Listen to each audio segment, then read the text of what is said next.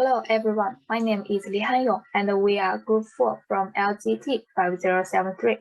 Today our presentation topic is Baixiang Company Food Risk Management in Food Safety.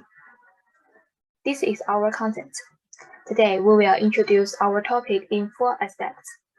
Their background, which is presented by Ran Aixiang, case evaluation presented by Wei Yi and Niu Ruoyu, case proposed solution, which is presented by Huang Yiqiu and Fu Rongjing, and I will do the last conclusion.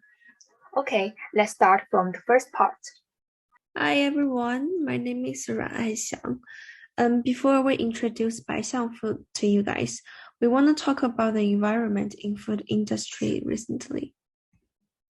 Food safety is becoming increasingly important to Chinese consumers. Many companies are cutting costs, resulting in food safety incidents. From the earliest Sanlu incident to gutter oil, food safety has always been one of the consumers' greatest concerns. In the recent incident of Laotan pickled cabbage has once again brought the issue of food safety to the high level.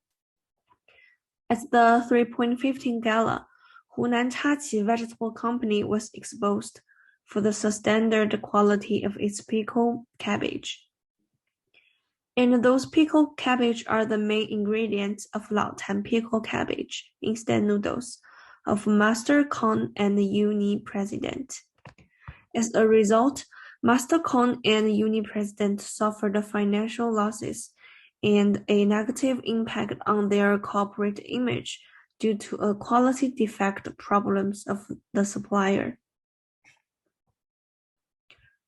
Higher consumer requirements and stricter policies are a wake-up call for all companies in the food industry. Instant noodle companies, in particular, are receiving more attention than ever before. According to the statistic in 2020, Master Kong, Uni President, Jingmai Lang, and Baixiang are the first 4 brands in the Chinese instant noodles market, accounting for 46%, 15%, 11%, and 7% of market share. And now I'm going to introduce Baixiang Food to you guys. Baixiang Food Corporation is a group company specializing in food research, development, and production. Instant noodles are the main product of this company. It has 90 production lines and can produce around 10 billion packets of instant noodles per year. Baixiang was founded in 1997. It has been on the market for 25 years now. It was once a giant in the Chinese instant noodle industry, with a 70% market share. However, due to aggressive competition and the rejection of foreign investment, it now almost disappeared from the first-tier cities and only remains in the second and third-tier cities. At present, Baixiang has 3 main corporate objectives. First, it aims to generate more profits to sustain the development of the company. Moreover, it strives to increase market share and return to first-tier cities. Furthermore, it is devoted to maintaining a good brand image as a Chinese domestic product. And now, I'm going to pass my mic to my team, and they are going to talk about the case evaluation. Thank you. Okay, in this part, we will analyze the case of Baixiang Food Corporate. First of all, we think that Baixiang Food Corporate risk management is carried out with 2 main objectives, including avoiding negative impacts on brand image and minimizing financial losses. As for the part of avoiding negative impacts on brand image, because the widespread use of social media, both positive and negative information can spread fast, and the rapid spread of negative information can lead to the destruction of a company's good brand image. For example, after the March 15 Gala, topics such as pickled cabbage and Master Kong quickly made it to the top of Weibo's hot search list. By March 17, the total number of readers of the relevant topics reached 1 billion, and the online comments reached over 80,000. It is foreseeable that if Baishang is found to have any food quality and safety issues, its corporate goal of maintaining a good brand image will be undermined. Therefore, risk management is necessary to help Baishang avoid the damage to its brand reputation.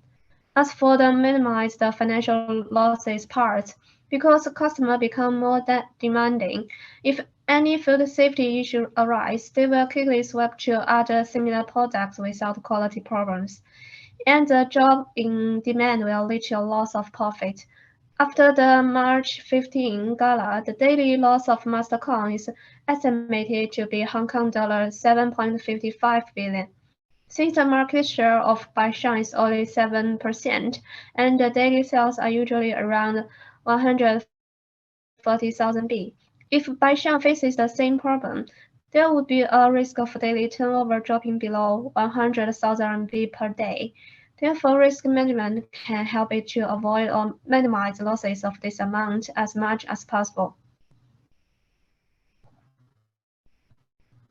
Then we will go to the identifying risk part from three aspects, which are potential risk events and sub-risks, source of risks, and risk symptoms. For the first part, the main potential risk to Baishang is from the external suppliers. When its suppliers have product quality and safety problems, which are exposed, Baishang would also be affected. Such uncertainty is tragic for Baishang as it does not have full control over the way its supplier operates.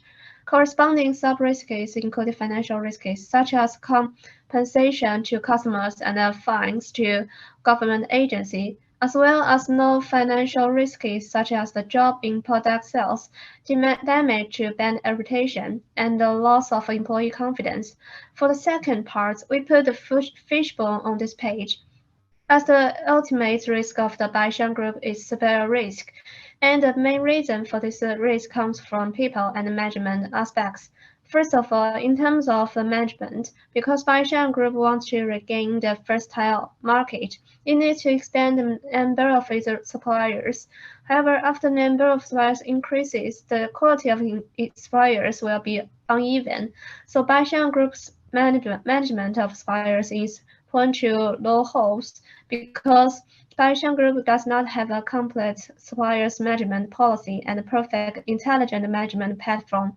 In terms of people, the low quality of employees of the Baishang Group will also lead to problems. If the employee of Baishang Group choose to conceal the problem of their suppliers and suppliers because of accepting Bibles, or if the employee of Baishang Group loses information due to poor communication, it will cause the brand image of Baishang Group to be damaged. Then my group member Maggie will analyze the next part. Thanks to Wei. Hi, I'm Niu Ruoyu, and this part I will talk about risk acceptance. The problem is mainly reflected in intangible asset exposures and financial asset exposures. The intangible asset exposures are related to the reputation risk that Baishang may face. This was obtained by studying the situation of the competitors. The brand image of both Mastercard and Uni-President has been negatively affected due to the use of substandard products from suppliers.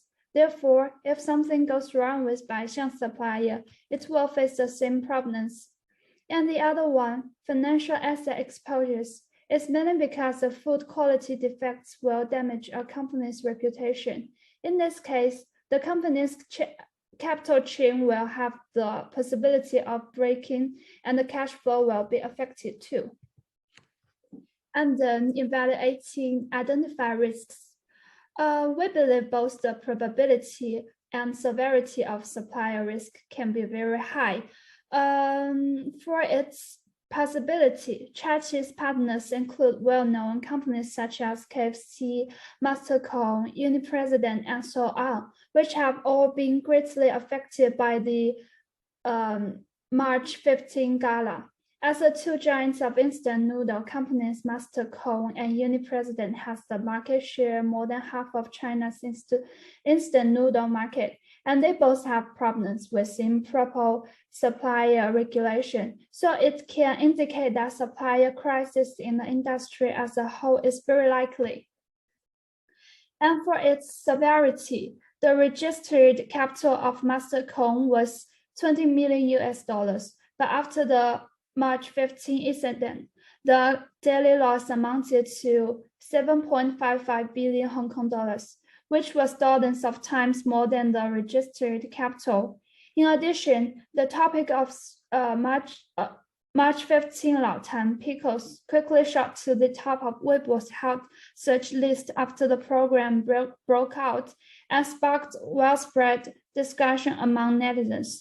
With the topic having reached 460 million readers by 2 p.m. that day, netizens have said they will never buy related products again, and shopping malls have taken down related products, and some suppliers have canceled their cooperation with the companies involved, seriously affecting Mastercone's reputation. So we believe that the overall severity is very high. And finally, once all the risks have been evaluated for ranking, a matrix can be drawn to place the risks into four zones, which can then be corresponded to the four risk management strategies. We can see that supplier risk is in the top right. So I've done my part, and next part will be introduced by Huang Yiqiu and Fu Rongjing about the proposed solutions. Thank you, Ruoyu. Then I will talk about the proposed solution for Baixiang. As we have determined that the risk of suppliers has high probability and severity, risk avoidance strategies will be adapted to reduce this risk to the tolerant level. As a food production company, it is impossible for Baixiang to avoid risk by not cooperating with any suppliers. Therefore, our suggestions are basically aimed at avoid risk through optimizing its internal management and improving the quality of its employees. First of all, we suggest that Baixiang can build a better company internal supplier management platform. Through this platform, staff can easily check all information related to suppliers, such as the supplier's product range, origin, and delivery time.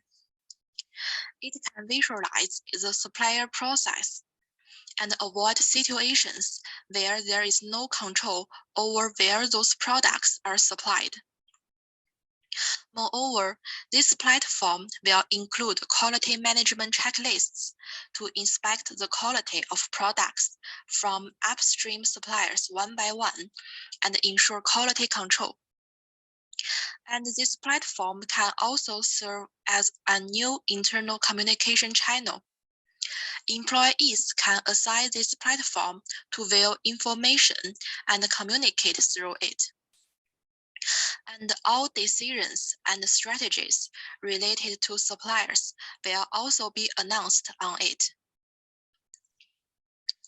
Here comes to our second solution. Baixiang can set up a supervisory team. This team is independent of other departments in the company and reports directly to the chairman. And the job of this team is mainly to monitor the problems, such as bribery and negligence. Furthermore, if other employees find a similar problem, they can also report to this team. This solution can help Baixiang avoid using unqualified suppliers. And then let's move on to our third solution. As we mentioned, one of Baixiang's objectives is to increase its market share.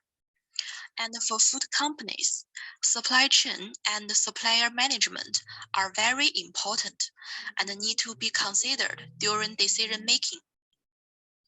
Therefore, we suggest Baixiang can hold some training related to supply chain for its management level. It can invite some expert or experienced managers in the food supplier management sector as a guest speaker. And the topic could be how to avoid risk in suppliers or the latest information on supply chain management.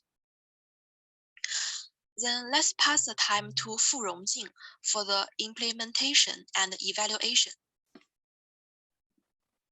Thank you, Yiqiu. The next part is about how to implement our recommendations. We divide our implementations into 3 parts. For the training, the HR will organize training personnel, ensure learning objectives, prepare learning material, and then arrange training seminars for each department. The next program is establishing a supervision mechanism. The board will choose members of the supervision team and ensure goals and standards. The team will then investigate employees according to the policy. The most important part is the management platform. First, data including information and the latest certifications of these suppliers will be collected and updated by the first-line employees who get in touch with these suppliers directly. They will investigate the situation of suppliers deeply and clearly, and management will establish some strict checklists after learning. The HR will subsequently establish an IT team, including the internal employees and the external experts. An IT team will build a better platform. And at last is the test run. And here is the Gantt chart to show our specific implementation plan. With the visualization, we can see the responsible person and timeline, and the whole progress of our risk management. The final step in our risk management process is to evaluate how it's working. We can see the picture from the bottom. After trial running and operating our system, we will have questionnaires to collect feedbacks and suggestions about our system in order to maintain and optimize the system regularly. The supervision team will arrange non-periodical inspections to investigate bribery and slackness issues when they use the system and have their work. The decision makers will hold reflection meetings regularly after training seminars with feedback from the subordinate level. This feedback and the reflections will help them raise a higher awareness about the risk situations and adjust strategies to make better decisions. The evaluation progress can indicate what we should have done and what we have not done to improve the progress, performance, and achieve our objectives. However, what if the process cannot be controlled, and what if we fail in our risk management? We still need a business continuity plan. The first is to build an external complaint handling department. When relevant safety issues reports are not dealt with by authorities, the department will collect feedback and transmit it to risk management groups to help them audit food safety. The other one is the recording mechanism. Once any problem is found, the company will gather responsible people and ask them to trace the suppliers immediately and report to the Food Regularity Administration to record the products. And now I will pass my mic to Li Hanyong to have the conclusion. Thank you, Rongjing. I'm going to talk about the last conclusion. According to the current market situation and the risk events of companies in the same industry, we found that the food safety risks of many companies can be traced back to the upstream food material suppliers. Once the risk occurs, the result is that there are greater negative impact on the brand image and the loss of companies' financial profits. In order to control risk, in a targeted manner, we need to find the source of risk. From the perspective of Baixiang Company, we have analyzed two sources: the quality of employees who communicate with suppliers and the company's internal supplier selection system. However, facing this high probability and high severity risk, we finally choose to use a risk avoidance strategy. For quality of employees, we adopt training and supervision methods to strengthen the quality of employees. For the management of select suppliers, we build an intelligent platform to promote. Through the implementation of these policies, the company can reduce the possibility of risk occurrence and continue to monitor and control the risk in the process. Once the risk cannot be controlled, we are also equipped with a business continuity plan to further solve the possible crisis. And this is our reference.